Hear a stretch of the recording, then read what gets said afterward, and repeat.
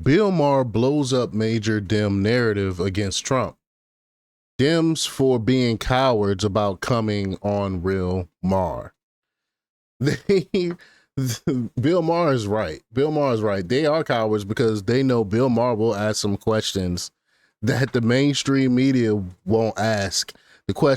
Some questions that's on a lot of people's minds, and I find it refreshing seeing that Bill Maher, who's a leftist, who's a liberal, actually calls out a lot of the woke bull crap. So I give Bill Maher credit for that. But we're gonna play some clips and we're gonna talk about it. But before we get started, go ahead and hit that like button, share this out so we can get this information out there. Subscribe if you're not already a subscriber, and hit that alarm bell so you know when I'm putting out new stuff. Also, check out my link tree in the description. It has a link to my Patreon. That's where I talk about things that I can't talk about here. There's also a link to my Instagram and my X account, so follow me there as well. All right, let's get into this news.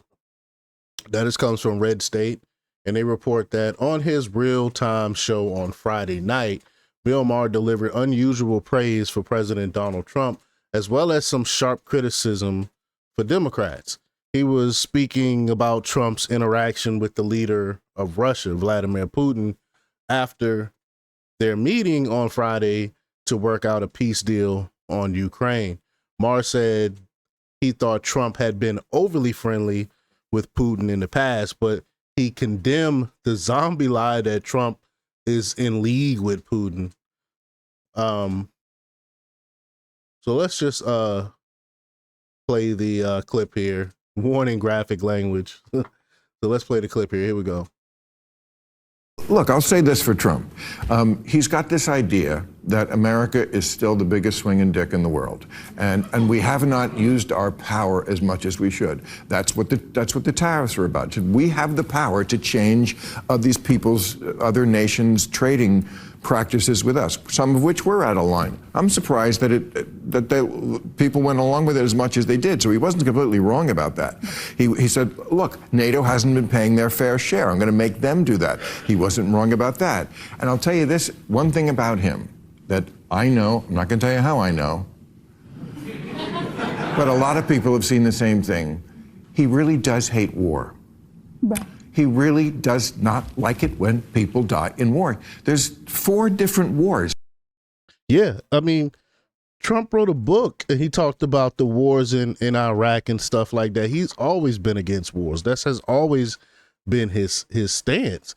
So he, of course, when he said he wanted to try to make peace, he's actually being real about that. And Bill Maher's right. They need to start, NATO and them and Europe need to start paying their fair share. When it comes to tariffs, we've been getting ripped off for years.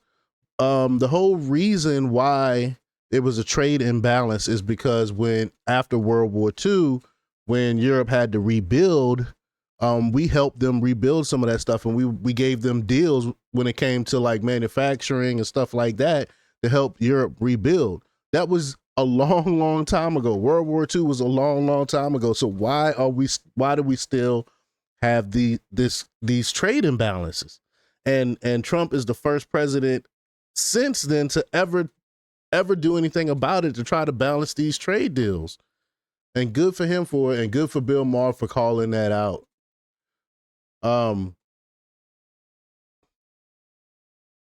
He acknowledged that Trump was right about some of the other nations' trading practices being out of line against us. Maher said he was surprised that other countries cave as much as they did on trade deals. Maher then turned to Democrats, chastising them for being too fearful to come on his show. He said his program has repeatedly asked people like Kamala Harris and the Clintons to come on, and they say no. So let's listen to him talk about that. Here we go.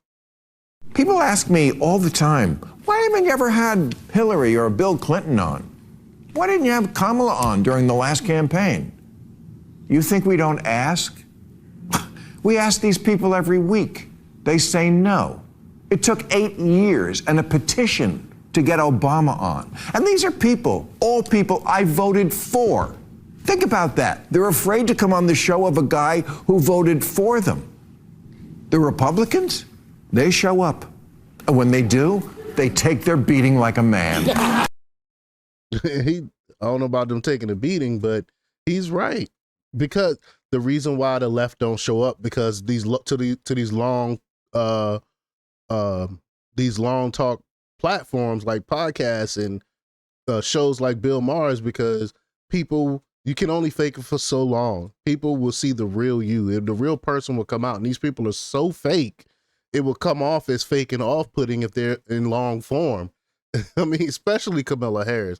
At least Obama was pretty good at, he was a really good orator, and he seems like a person who's down to earth, even though, I'm not going to go deep into the weeds on that. Y'all know how I feel about Obama, but at least he feels like a real person. But when you got someone like Kamala Harris, who's fake as heck, I mean, she can't even sit down for softball questions. You think she would sit down for an hour on Real Time with Bill Maher? Again, great observation. He should take that to heart. Perhaps he has, since he's saying it. Not only are the Dems cowards, but they think they don't owe the public who voted for them anything, that they can blow them off. They know that in the case of Maher, even if he voted for them, he might expose them for being false and fake, I would add as well. But again, good on Bill Maher for pointing this out and actually talking about this. But y'all, let me know what y'all think about this. Leave y'all comments down below. Like, share, and subscribe. And check out jjthepsychotherapist.com for the latest in news. Until next time, peace.